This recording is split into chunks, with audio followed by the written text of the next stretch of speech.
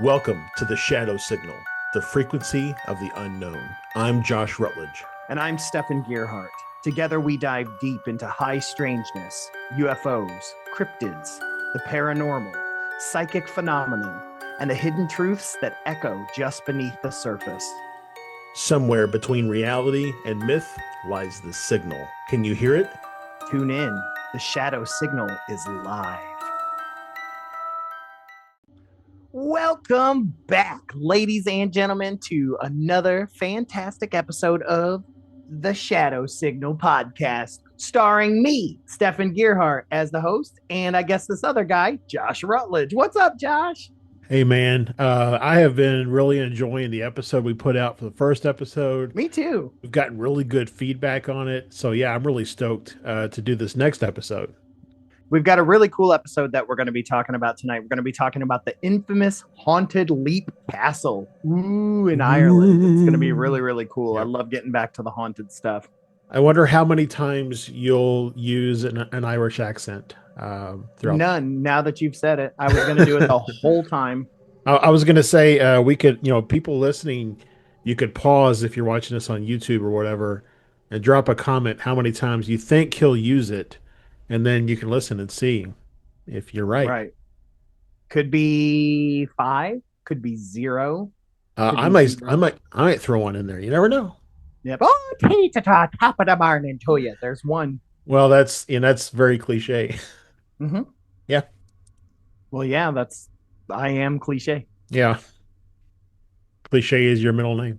So how you been doing, Josh? You been doing all right? I've been doing pretty good. Just, it's hot here. It's hot here too.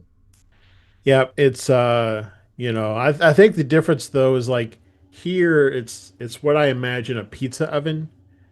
The inside of a pizza oven where it's just blowing hot air all the time. Like there's no reprieve from the hot air that is blowing. Whereas where you're at, it's like A humid air. YMCA. Yeah, it's like a Yeah. YMCA steam room Yeah. filled with weird naked people. Yeah. Or like when you go to the YMCA, the swimming pool, the indoor swimming pools. Mm-hmm. There's like always that weird, humid moisture. Bog on the glass. Anyways, so yeah, differing heats, still hot.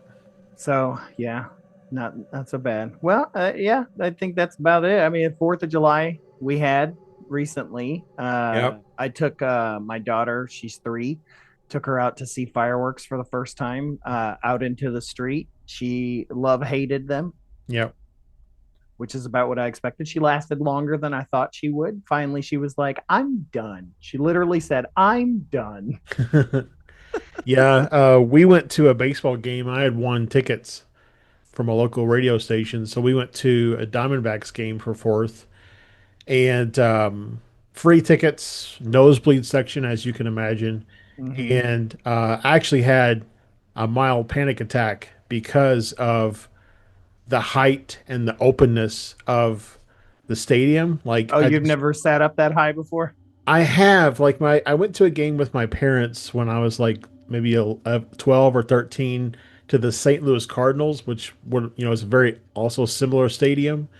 And we set up in the high levels there as well, but I guess it just didn't bother me the same way as Yeah, it when you're a did. kid, you Yeah. just let things fly. So, but like it was, I pretty much had to stare at home plate.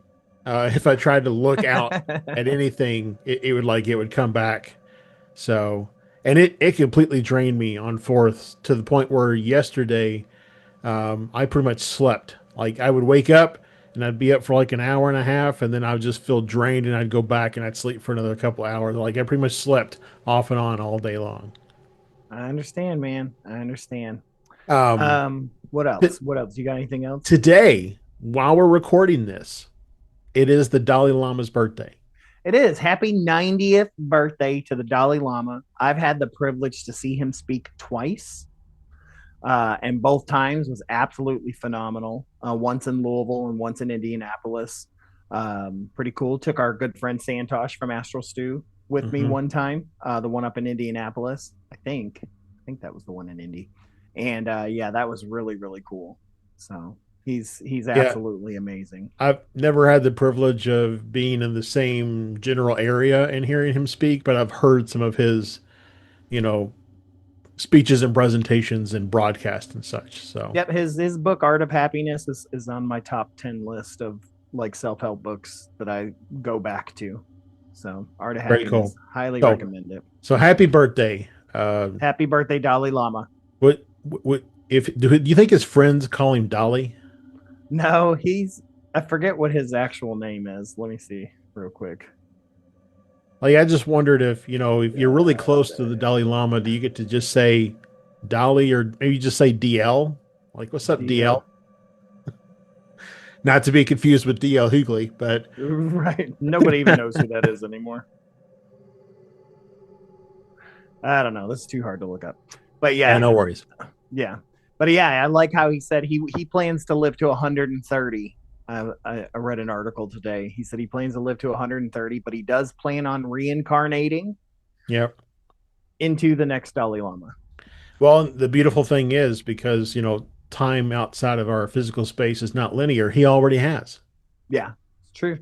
It's true. All right, Josh. Well, So, let's get moving on. Let's get moving on into some interrupted signals.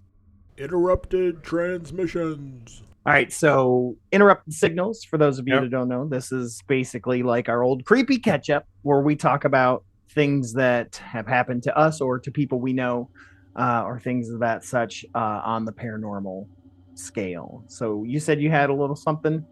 I do. So a couple weeks ago, I went to Vegas with my family. My one of my daughters is in dance, and she's on a competitive dance team, and nationals for the group that she's with was in Vegas. So, anyways, we went up That's there, nice. and we didn't really do much. We went to like a show called Potted Potter, which was pretty good. It's a pretty funny show. It's a two-man show, and it's just like all seven books in 70 minutes. It was a I was pretty, wondering if it was Harry yeah, Potter. yeah. But in Layla, my daughter got called up on stage, so that was fun. Unfortunately, there was no filming or anything allowed, and so all we have is Yeah. our memories to remember it by. But we had driven out one day to a Disney outlet store. My wife is a big Disney person, as you know, and so we driven out there just to see what they had. And we were on our way back, and on our way back, traffic was a lot heavier. And I complain all the time about Phoenix, Arizona drivers, but Las Vegas drivers are like way worse than Phoenix, Arizona drivers. Yeah. But anyways, so this car in the fast lane decided it was gonna cut me off to try to get ahead in traffic. What a jerk. I know. I called him a few names too, but as I slammed on the brakes, my hand, both hands on the steering wheel, slammed on the brakes, everything, flew forward in the All the car. garbage in the back seat. All the all the stuff my kids were holding on to, and like everything just flew forward. But right at the like, I think I still would have hit the person even after slamming on the brakes. But right at the last minute, something else turned my wheels so that my wheels cut ever so slightly towards the passenger side, Hmm. and the I missed the person. I missed hitting their car. If that had not had happened, I would have hit them. But because in the last like millisecond, something else, it wasn't me. I didn't cut, like I had both hands on the wheel, and I felt the wheel move, not me moving it to cut the wheel to keep me from hitting that person.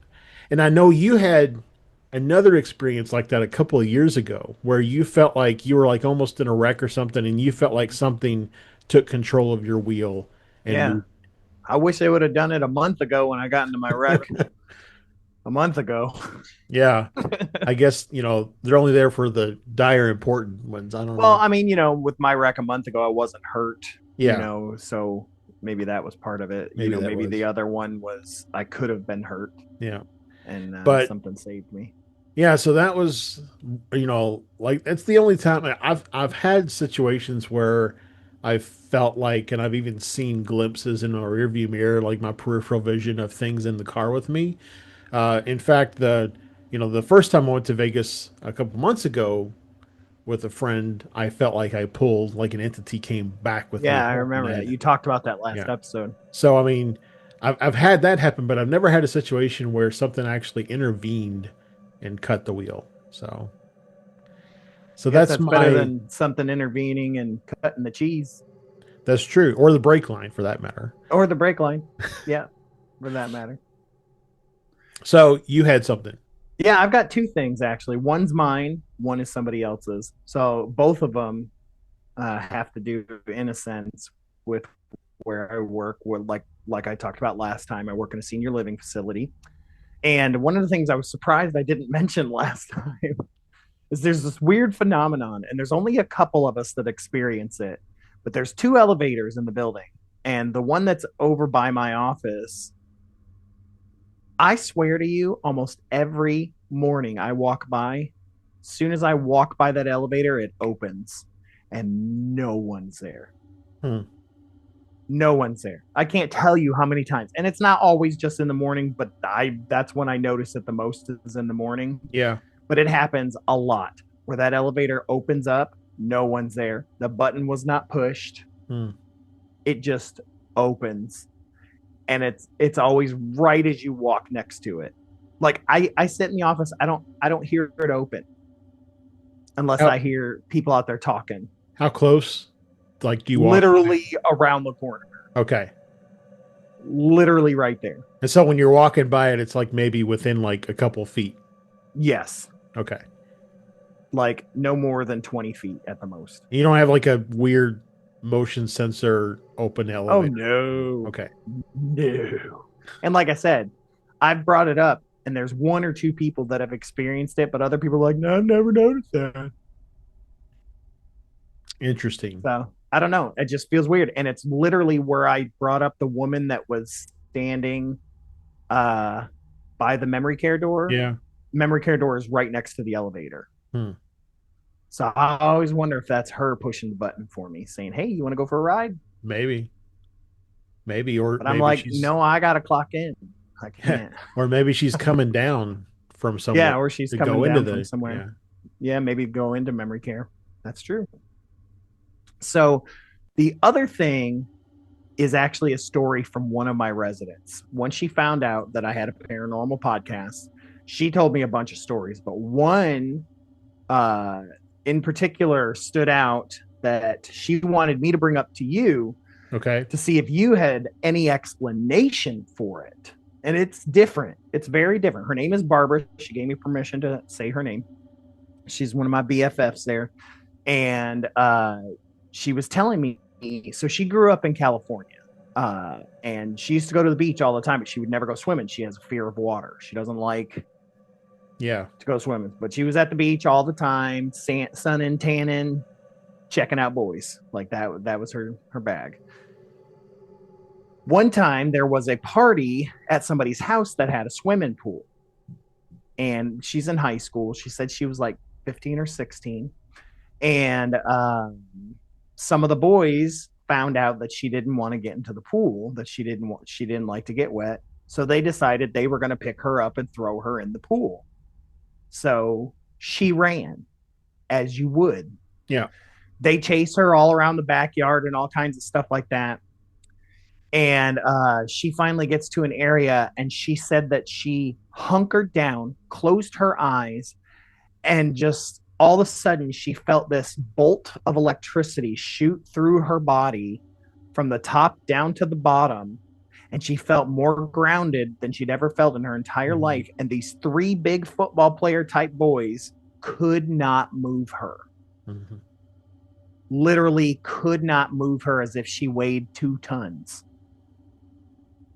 And she said that after 5 minutes or whatever, they just gave up and walked away. But they couldn't pick her up, they couldn't move her, and she was little. She was a little skinny, Mhm. 90-pound something or other, little skinny thing.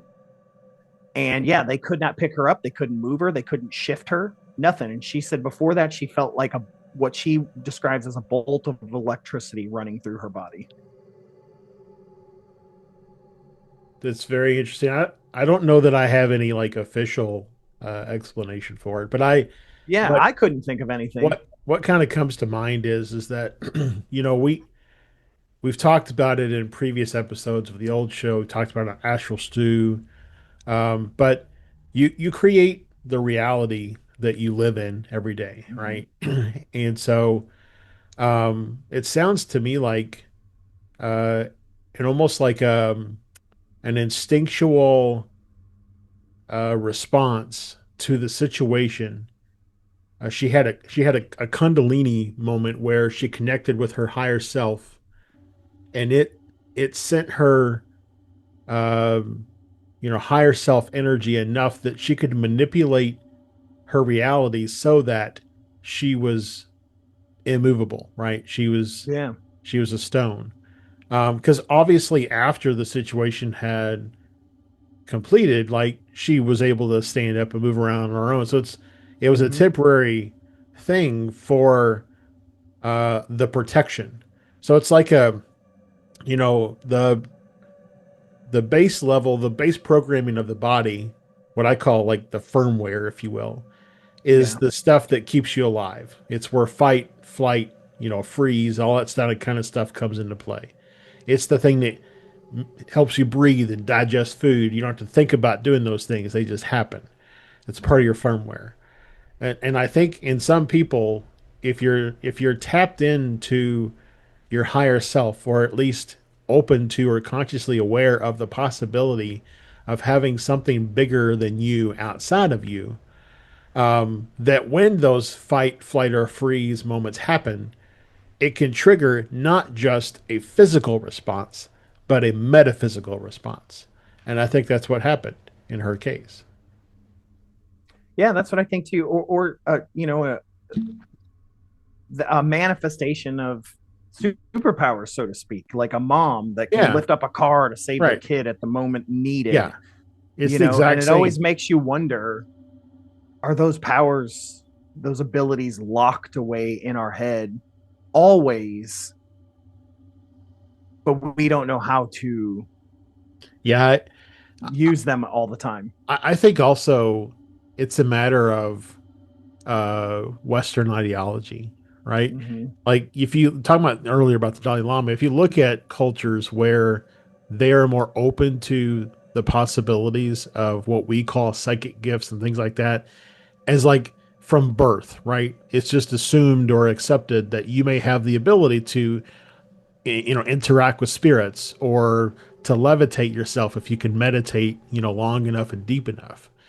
But in Western society, specifically in the United States, a lot of that stuff is discounted from birth, right? It's considered childish or imaginary.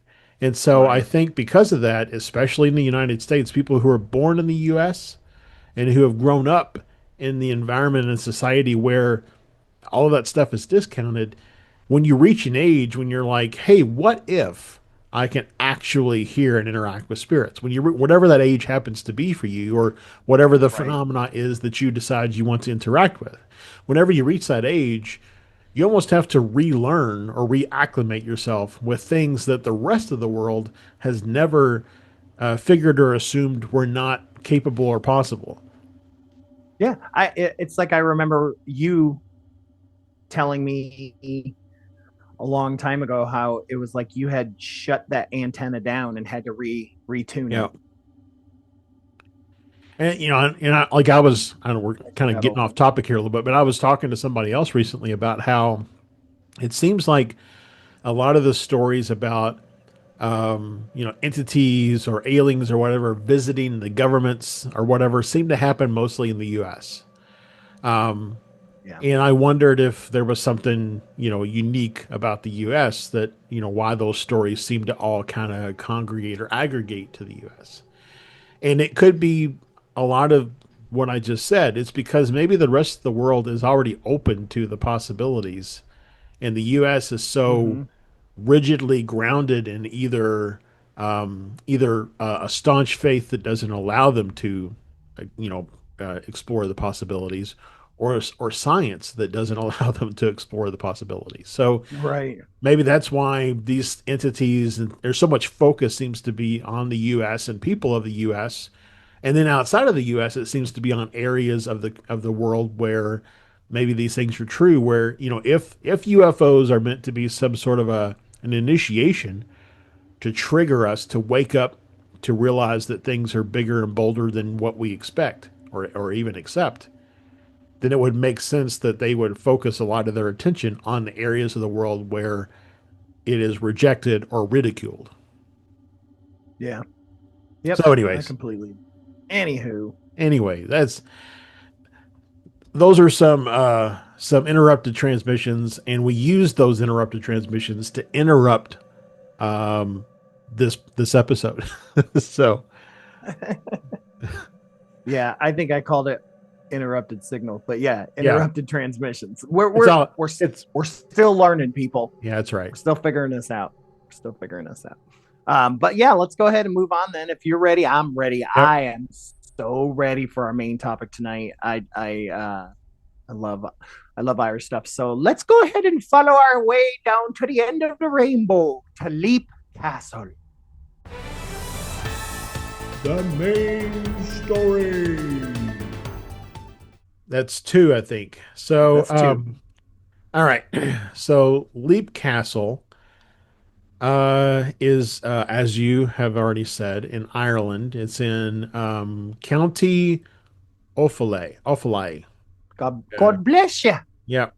It's in the rural Midlands, surrounded by dense forests and fog-laced fields that feel centuries removed from modern time. I'd imagine it's a wonderful Yeah. place to just see and experience. I want to go to Ireland just in general, Yeah, same. let alone now after reading up on Leap Castle. Do I want to go visit Yeah, I mean, Leap there's Castle? there's a lot of things I think to do in Ireland outside of this. I always wanted to go as well, but never on like a guided tour situation where like you have to be at a certain point at a certain time and you can only spend so much time at a place. Like I just wanted to, grab a car, drive on the wrong side of the road. Well, it's funny, like the only thing that I feel like I have to do that's got like a guided tour type thing, and it's something I don't even like, is the Guinness Brewery because Oh, yeah. it's been there like 1,000 years or whatever. Like it's really old. I really Yep. want to do that. So, anyways, on to the castle. It was built in the 13th century, around 1250. No one was alive then. No one, the Earth is only 6 days old. So, Yeah. um, it says the land itself, though, where the castle was built, was sacred to the Druids. Long before the castle was built there. Yep. And it's believed that the space was used for initiations and fire rituals. Very cool. So it was constructed by the O'Bannon clan, which is a secondary family under the ruling O'Carrolls. The original name, which I am going to butcher, was Liam U Bahanin. Yeah, pretty good. That was some good Gaelic. Okay, which means leap of the O'Bannons. And so, according to legend, these two O'Bannon brothers were competing for clan leadership. And somebody came up with the idea, hey, why don't you two guys jump from the rocky precipice where the castle is going to be built? And whoever survived, that would be the leader. Like, I want to know what happens if both of them die. Like, Right. but, Yeah. but It would go to the dog Murphy. right, in this case, though, only one brother survived, and the other plunged to his death. Mm-hmm. And so, from that point forward, it was known as Leap Castle. Um, Should so, have been called Leap to Your Death Castle. um, the O'Carroll clan, though, seized the castle shortly after it was built, and they turned it into the seat of power for their clan. Yeah. Um, Convenient. yeah, hey, I'll let you guys build this. As soon as it's done, I'm going to take it over. Yeah. I'm sorry your brother died, but it's ours now. Yeah, exactly. Your brother died for nothing. Yep. The family, though, was known for being ruthless, and just they betrayed everyone that they that they were associated with. And Mulrooney, that's the most Irish name I've ever heard from my life. Right. Mulrooney O'Carroll, and I mean no offense to any Irish people. I'm mostly Irish, Scottish, English. So one of the most powerful chieftains ruled until his death in the 1530s. Afterward, his sons fought each other viciously for control of the estate. They could have just jumped. They could have. I guess they thought that was a bad idea. I don't Yeah. know. Um, it was during this time that the infamous Bloody Chapel became a scene of violence. So, the way the Bloody Chapel came to be known as the Bloody Chapel was a private mass inside the family chapel. Tej O'Carroll drove a sword through his own brother, who was a Catholic priest, while he was standing at the altar. I Um, mean, that's human sacrifice. yeah, pretty much. I mean, if it's an altar, I don't care if it's a Catholic altar. Blood is doesn't spilled. does intent matter? Like, do you have to intend it to be a sacrifice for it to be considered a sacrifice? Sure. Let me tell you about a human sacrifice. My brother Tej, Father Tej, No, Teach wasn't the priest. Teach is the one not Father Tej. who killed the priest.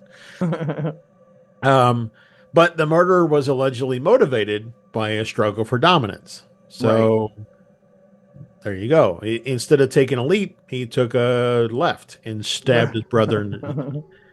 Yeah, he took a leap of faith. Yeah. So the priest died in front of the altar, and the chapel was abandoned and sealed off and feared for centuries. And over time, it became known as the Bloody Chapel. Yes. Yeah. And All I think of is that small chapel that we went to uh, with your brother and oh everybody yeah, that I can't remember the name of all up of in a sudden. Indiana. Yeah, Yeah, I can't think of it either. It was your idea to go there too. I know. E- You'll probably it'll come to you. yep.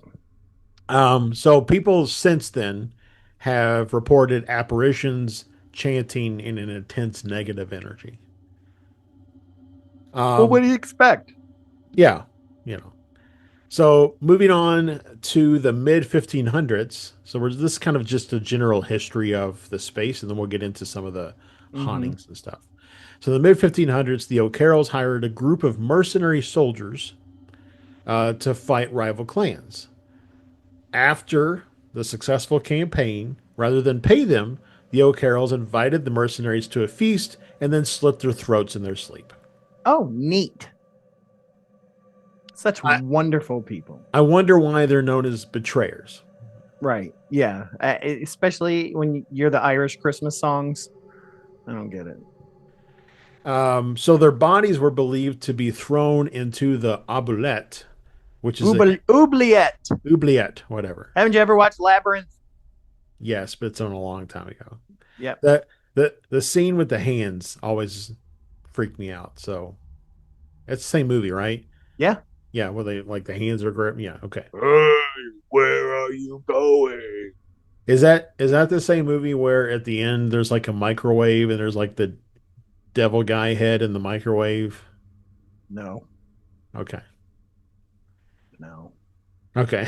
I don't know what you're I don't talking know what about movie it there. is. It was some movie that my grandparents like had recorded off of HBO. We used to watch it all the time. But anyways, um, With a devil head in the microwave. Okay. yeah, I swear it was the Labyrinth, but I don't know because I thought that there was like a devil guy. No, you're thinking of Legend, Okay, maybe that's what it but is. I still don't I recall a don't think microwave there's in a Legend. microwave.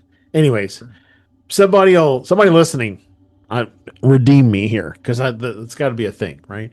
Don't do it. So anyways, a hidden pit located behind the altar in the chapel, Right. where it was. Many psychics and investigators believe that these betrayed warriors still haunt the site, especially around the Bloody Chapel and what's called the Murder Hole instead of Yep, that. the oubliette. Yep. In the 1600s, the castle passed through marriages and was eventually taken by the Derby family. Oh, Darby O'Gill and the Little People. Yeah. Who were English Protestants. Boo. Sorry, Uh, John. in in the 19th century, Jonathan Charles Darby and his wife Mildred Darby lived there. Mildred was a Gothic novelist who wrote about the hauntings, especially her experience with the elemental. Hmm. During the Irish Civil War in 1922, the castle was set ablaze by the IRA. Restoration began in the 1990s and continues today by a private owner, Sean Ryan, who has also witnessed and experienced paranormal phenomena. Yep. All right, so let's get into some actual stories Yes, of the please. different phenomena in the castle. Phenomena. Do, do, do, do, do. You have to say it in an Irish voice. Phenomenon. Do, do, do, do, do. All right, so since we just mentioned her, Mildred Darby's encounters. So these from 1990s to 1920s. Like I said, she was a writer of Gothic fiction, former resident of Lee Castle, and wrote extensively about the strange happenings in the Bloody Chapel. In her own words, she says, "Suddenly, two hands were laid on my shoulders. I turned around sharply and saw, as clearly as I see you now, a gray thing standing a couple of feet from me, with its bent arms raised as if it were cursing me. I cannot describe in words how utterly awful the thing was.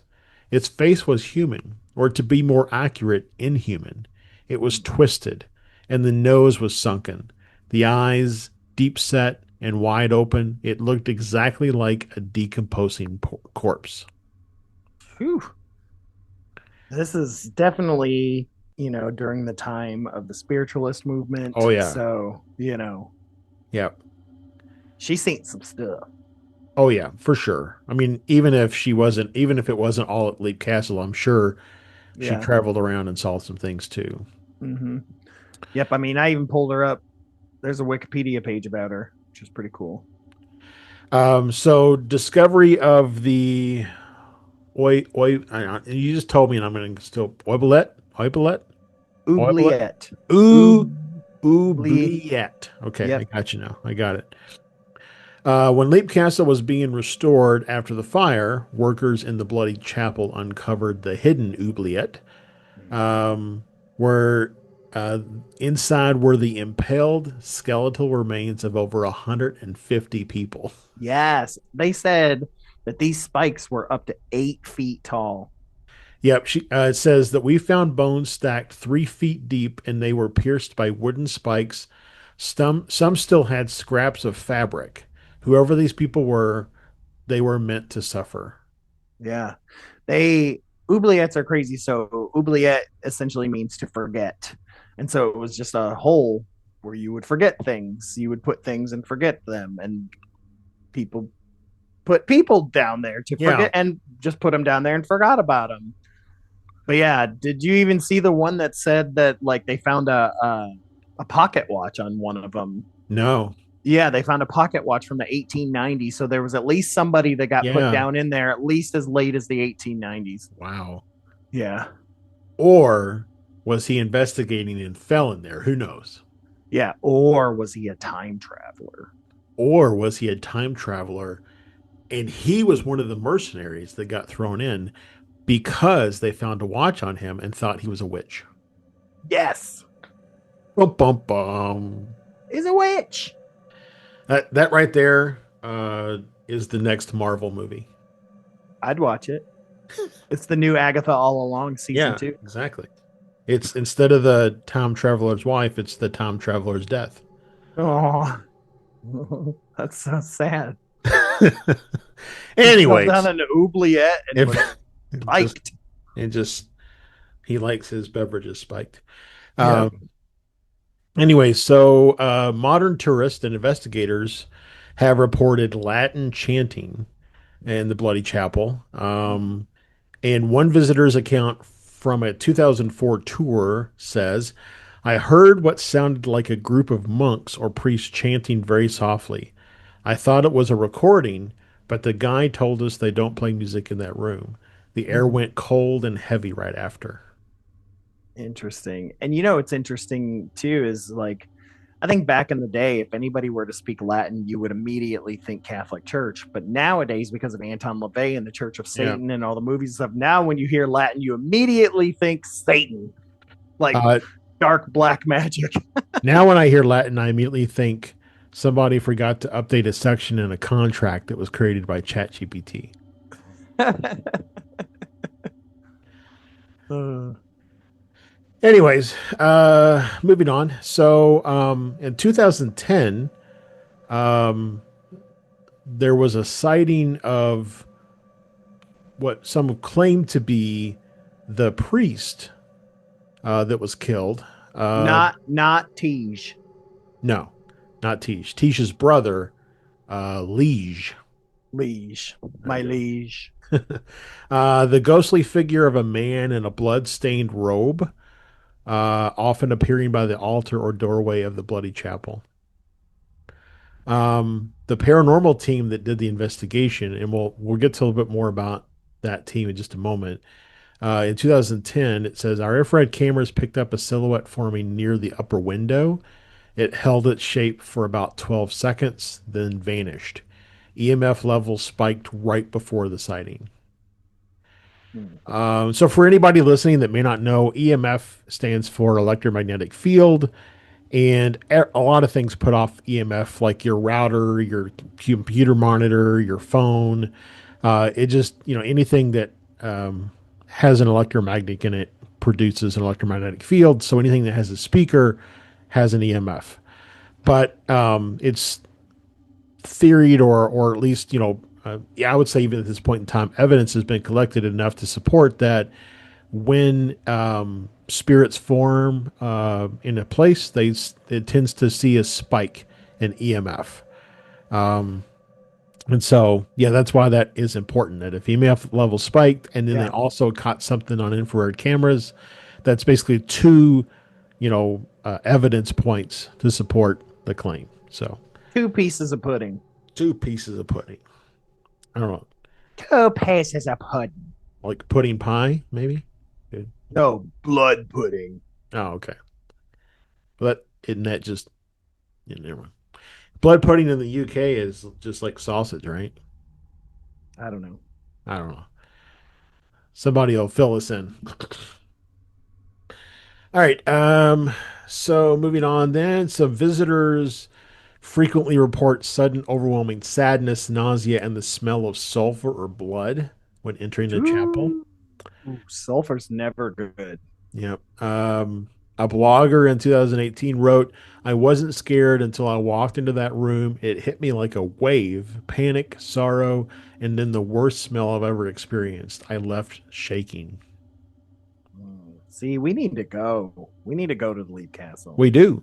We do. We need to grab Keith Age, Shane Hurd, and go to Leap Castle Yep. and eat some blood pudding I in the don't think I bloody want to eat any cathedral. blood pudding. Is it the Bloody Chapel? It's the bloody chapel. Yeah. Yeah. So we need to eat blood pudding in the Bloody Chapel and have a bloody good time. And some spotted dick. And some spotted dick. You gotta have spotted dick. Yeah, we got to have it. Especially if you have freckles. Yep. So moving on for the murder hole. I'm gonna get into some. I hate the term murder hole. I love oubliette so much more. All right. Freaking Well, murder oubliette. hole. I mean, I think it's because like myself, maybe some folks don't know how to pronounce it or what it is. So you They're got. like, we oubliette. Um. So during an unsanctioned investigation in the early '90s, a paranormal researcher collapsed near the murder hole, claiming to have felt an invisible force grab his shoulders and Mm-mm. pull him toward the pit. No, thank you. He said later, something didn't want me there. I've been in dark places, but this felt like hatred, pure and ancient. My knees gave out right next to the edge, and I swear I heard a whisper, join them. Ugh, ugh, that gives me the creeps. I wonder if the oubliette still has the spikes in it or not, or if they had them removed. I I feel like if you go, they're because like as I reported before, it's being restored. Hmm. So I feel like they probably put like a piece of plexiglass or something over it, so you can still see down in it to see the spikes, but there's no Oh, so it's chance got a of. piece of plexiglass. Okay. I don't know that for sure, but if I was thinking about this from a I'm restoring this historical site that has all this lore and stuff associated with it. Why would I cover something up that that might be an attractor for people to come visit, and pay me money to look at it? Okay. I'm looking So at the picture picture of the link you sent me with the story, and I'm looking at the oubliette. I don't see the spikes. Okay, okay. that's Well, good. I'll just say that, if you, Sean Ryan, if you're listening, I recommend putting the spikes back and then covering it with a piece of plexiglass so people could walk over the space Oh and see yeah, like the CN Tower or any of yeah. those places that do where they do And, the and see like through floor. you could, like another one is the Corvette Museum in Bowling Green. Hmm. A couple of years ago, they had that sinkhole opened Yeah, up that and big sinkhole. a bunch of Corvettes fell inside of it. And Hmm. so they just plexiglass over the hole where you can now see down inside of it and see all these, rare Corvettes that are, Oh, is that what they did? I never yeah, knew that. yeah. I've never been. For somebody that went to Western Kentucky University in Bowling Green, Kentucky, I never made it to the Corvette Museum. Well, don't feel bad. I lived there for 42 years and I never went. So I want to go though. I love Corvettes. Um, so the next thing is several visitors and castle caretakers report hearing faint scratching, muffled screams or whispers coming from the area around the oubliette, especially at night. A guest testimony from 2007, an overnight stay. That would be fun. We Mhm. were camped just down the hall, and I kept hearing what sounded like fingernails against stone, slow and Ooh, deliberate. It came from the chapel. I finally got up and went to look. The trap door had somehow opened on its own. boo, lordy. No, thank you. So if we go to Leap Castle, you don't think you would be an overnight stay candidate? No, I would be an overnight stay, but I ain't hanging out by the oubliette. If you heard the trap door open, would you get up to investigate? Nope. I would say, Josh, you need to get up and investigate. Take a camera. I would be afraid I might fall in while I'm trying to find the bathroom. Maybe it is the bathroom. Maybe it is. Um, so the local oral tradition says the oubliette was not just used for prisoners of war, but on disobedient clansmen, Yep. traitors, unpaid mercenaries, etc. Their souls, betrayed and discarded, are said to be trapped in a constant cycle of dying and reawakening. Hmm. A psychic visitor in 2015 said, there are so many voices down there. They're crying, screaming, begging. Some don't even know they're dead. This place isn't haunted, it's damned. Ooh, that, yeah, that's some good stuff. That's good writing.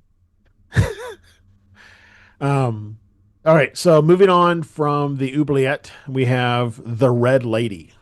Ooh, the red lady. The Red Lady is believed to be the spirit of a young woman held captive by the O'Carrolls, possibly abused, and who died by suicide after her newborn child was taken and killed. These old carols sucked. They did. I'm sorry if anybody listening has the surname O'Carroll. I'm sure you're better now. Yeah, you're better now. Your family sucked. The story passed down in oral tradition describes She was a prisoner, locked away in the castle's depths. When her child was torn from her, she found a blade and took her life. Since then, she wanders with that same dagger, searching in grief for vengeance. Sad. The Red Lady is often seen as a tall, elegant figure in a flowing red gown, often carrying a dagger in her raised hand. Witnesses say her eyes appear hollow or sorrowful. Her presence is accompanied by an overwhelming sense of despair and dread. Yeah, I believe that. A 2004 tourist account says she appeared at the end of the corridor, just standing there, looking at us. She raised her arm like she was going to strike, and then she was gone. But the sadness that stayed in the room for hours. Man, I hate stories like that. Well, yeah, because especially not only is it, maybe frightening to be a part of it, but just to know that there's potentially this trapped, Yeah, spirit in this space, just kind of doomed to repeat her grief over and over and over again. over and over and over. Yeah, Um, so the Red Lady's presence is usually heralded by a sharp, cold wind, often with no natural source. Many described feeling an emotional wave alongside the chill, usually grief, fear, and hopelessness. Psychics visiting Leap Castle described the Red Lady as lingering emotional imprint rather than a malicious ghost.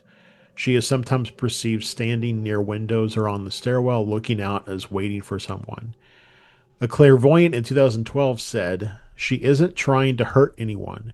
She yeah. wants to be seen. Her pain is so strong it left a scar in the air." Mm. Again, good writing. Yep. Audio phenomenon. There are several EVPs, and again, I'll say for anybody listening, EVPs, electronic voice phenomena, Do, and do, do, do, do. and during investigations, people they'll use like a digital recorder or even an analog recorder.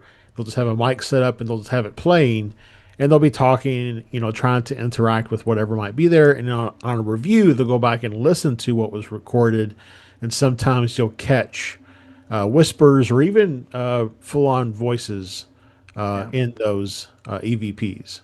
It's again can be a very valuable piece of evidence.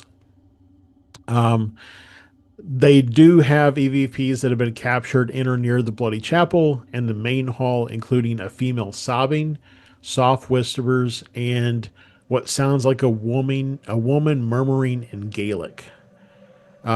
A notable 2018 recording featured a whisper, almost a lullaby, but distorted, like a mother trying to sing through tears.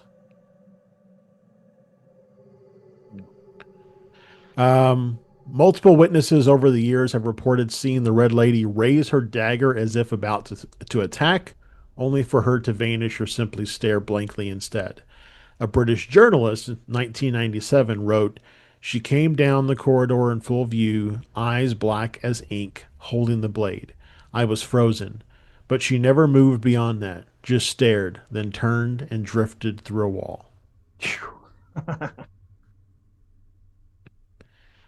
All right, so moving on from the Red Lady, we have two little girls. Oh, nothing scary about two little ghost Now, girls. especially if they're wearing the same dress in a hotel. Mm-hmm.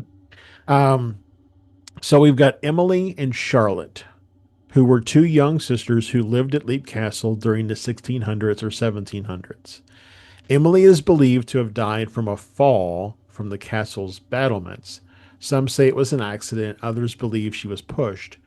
Charlotte, who had a deformed leg, is said to have lived a short and sorrowful life thereafter. Multiple visitors, though, have witnessed the girls running and laughing in the main hall or along upper corridors. Charlotte is often seen limping behind Emily and, in some accounts, vanishing mid step as if falling. A tourist account from 2006: "We were walking the upper hallway when we saw two children playing chase. The smaller one stumbled, then just faded. There were no other guests in the castle." Hey, at least they found each other to be friends with in the That's afterlife. right. I mean, one lived, so much, we don't know how much longer in life the other one lived, but the fact that even after that other sister died, she still went back in spirit form to spend time with her sister that was Yep, in this space. So, yeah. it's nice. One of the most disturbing reoccurring apparitions is of Emily falling from the battlements, Yeah. a full spectral replay of her death. 2011 Paranormal Investigators Journal says, I saw a little girl fall from the upper wall. I screamed and ran toward the spot, but there was no body, no sign of impact. Our guide told me several people had seen the same thing over the years. Yeah.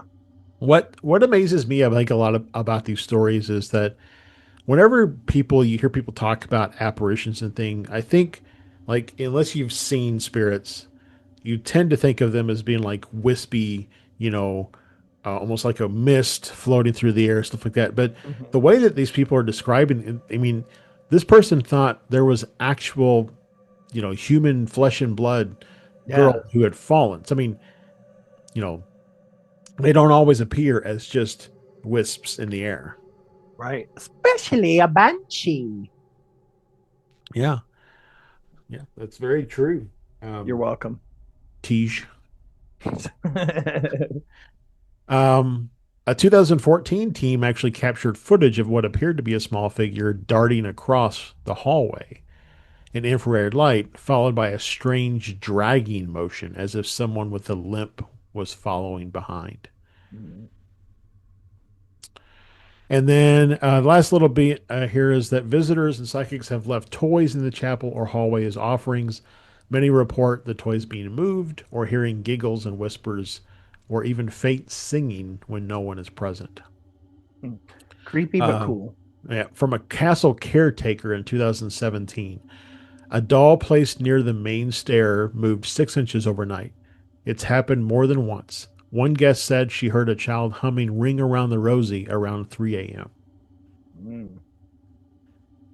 What's really interesting, I think, that would be a really good dating, I think, of potentially, because then earlier I reported, 1600s or 1700s, but we know that Ring Around Rosie is a song about the Black Black Plague. Plague. And Yeah. so looking to see when the Black Plague, I don't know the exact dates, but the fact that it had reached, kind of maybe common tongue that a child would be singing it would probably indicate a better dating of, when they were present in the Yeah. castle. Let me see. All right. We're moving on to the elemental. Oh, the elemental. And this is the by far the kind of biggest or let's say more fearful production or entity that lives or exhibits in the castle. We already talked a little bit about Mildred Darby's encounter, and that she believes was an elemental that exuded an aura of death and dread. It actually left her physically ill for several days. Hmm. The smell of death and sulfur. Yeah. Visitors have reported a sudden, overpowering stench, described as rotting flesh, sulfur, and decay. A 1999 ghost hunter wrote, "We didn't see it, we smelled it. It hit like a wall, the smell of a wet grave. And the moment True. it came, all the equipment went dead, batteries drained in seconds." True. That reminds me of our friend Justin's flatulence Yeah, well, when we went to Rough River and it got trapped in a speaker. in the So, speaker. Don't play music with bass after that. um, so I remember I talked about in a previous account there was a paranormal team that went and Yeah. investigated. So that was the TAPS team, uh, the Atlantic Really? Paranormal Society, who best known for the TV series Ghost Hunters. Right. So is this Ghost Hunters International then? No, the team No. traveled to Leap Castle in 2006. Oh, okay. So this is Uh, before yep, that. for an episode called Attack of the Irish Elemental. Well, I know Um, what I'll be trying to watch. yep. They captured what they believed was the elemental's form on infrared, a hunched shadow moving independently of anyone present. Right before the anomaly, a team member collapsed in panic, citing pressure in their chest and an overwhelming sense of being watched by something ancient.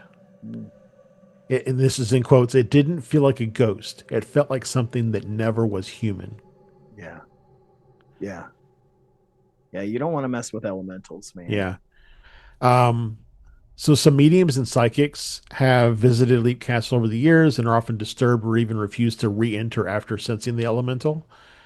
Some common theories is a druidic guardian spirit that might be bound to ancient ritual grounds before the castle was built. A manifestation of trauma that's just been, fed by centuries of violence and betrayal and murder, Yeah. or even a demonic parasite attached during a 19th century occult ritual, possibly conducted by Mildred Darby herself. Mm, I'm digging Mildred Darby. It almost sounds Yeah, like we need to do a whole episode on her. I know. One psychic in 2011 said, "It's like a wound in the astral fabric. It doesn't communicate, it feeds. Not on your fear, but on your energy, yourself." Mm. Again, good writing. Yep. Um, Another theory is that the elemental is a sentinel.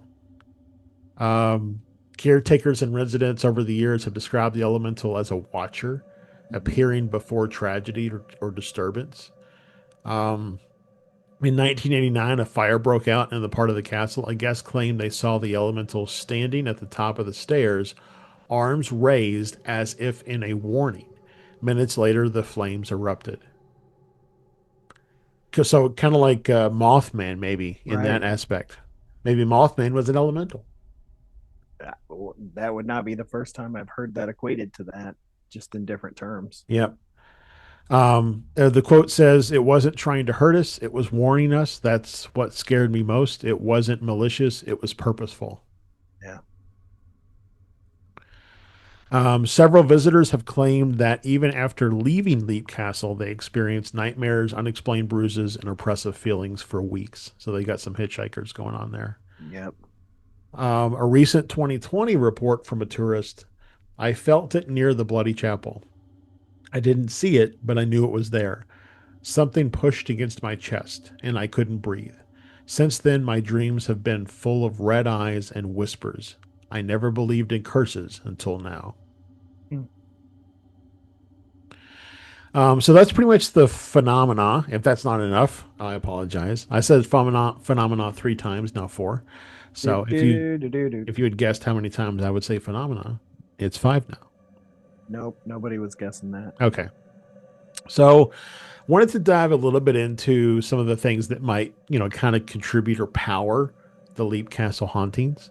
Yeah. So, as you know, I'm a big ley line guy. Yep. So, Leap Castle is actually really close to an intersection of two powerful ley lines. Um, and so, again, for anybody who listening who doesn't know, ley lines are basically they intersect with powerful places on the earth, like Stonehenge or the Great Pyramid. And then from that point, they complete a full circle around the earth, and that is the ley line for that place. And so if things will intersect or beyond those ley lines, you tend to have an increase in paranormal or UFO sightings or things of that nature. Yep. Um, the So it's theorized from here that the geometric currents may amplify spiritual activity, and druids may have recognized this, and that's why they chose, this site for sacred rituals before the castle was ever built. Um, so kind of the thing I was thinking about is Sleep Castle haunted because of what happened there, or because of where it is? Right. Right. did even just the things that happened tend to happen because of Right, where? right. Did it somehow influence the humans Right. to make poor choices, or Like the Amityville house. right? Um, So many of the ghosts at Leap Castle may be residual versus intelligent, which are just, kind of the residual is like kind of psychic echoes of traumatic events that replay in time loops, like Emily's Fall or the chanting in the chapel. But some spirits, like the Red Lady or the Elemental or even Charlotte, appear to interact with the living, suggesting more of an intelligent haunting than residual. Right. Um, the Elemental as an egregore. Egregore, sorry, egregore. Egregore is a concept from a cult and esoteric tradition, a thought form or collective psychic entity created by belief, fear, and focused emotional energy. We covered this, or I don't think we covered it in like as the story, but when we talked about it, the the um the psychic entity or whatever that was created in Canada, The Philip the experiment. Philip experiment, right? So is it possible that that the elemental has just been created because of all the lore attached to the castle and people, you know, expecting to see it?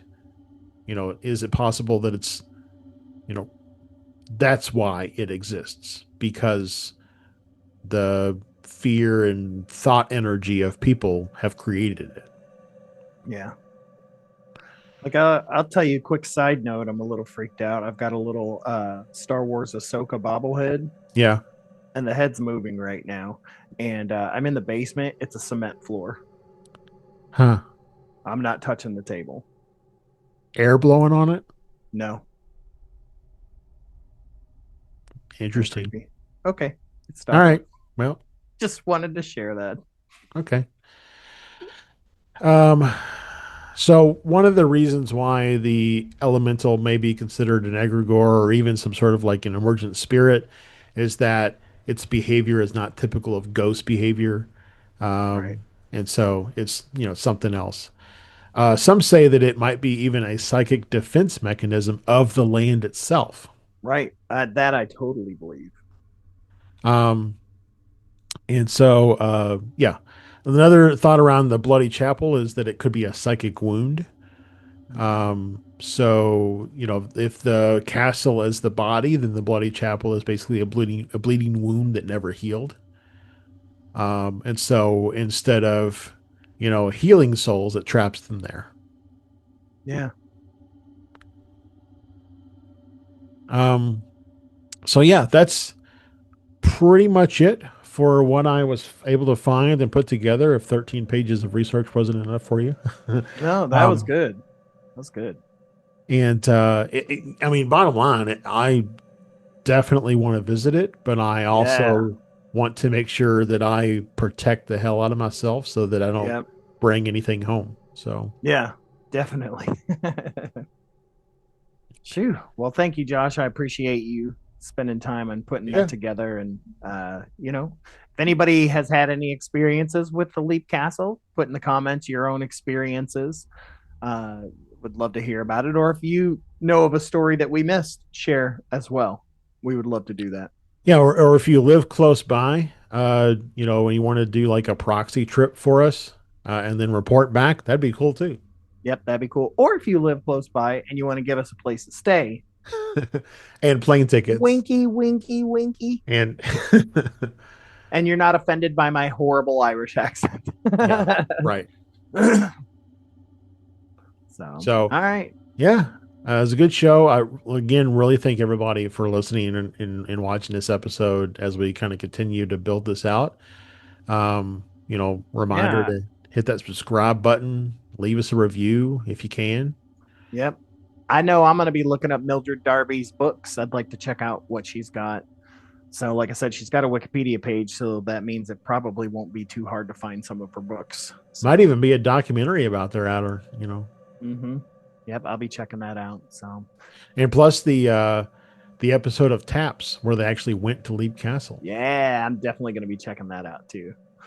So, I'm excited about that. So, I guess we'll get out of here then. We've got a really great episode next month. I'm really excited about. No spoilers, but I'm really excited about that. So please stick around. Thank you guys for sticking around all these years. If you've been a Fearscape fan, if you've been a Convergence Enigma fan, and now you're following us with the Shadow Signal, thank you all, and welcome to all you new fan signalers out there. Yeah. Oh. Oh, my Shadow Signalers. I love you guys. All right, but let's go ahead and get out of here. Thank you so much for tuning in to the Shadow Signal podcast. This has been Stefan reminding you to stay in the shadows and listen for the signal.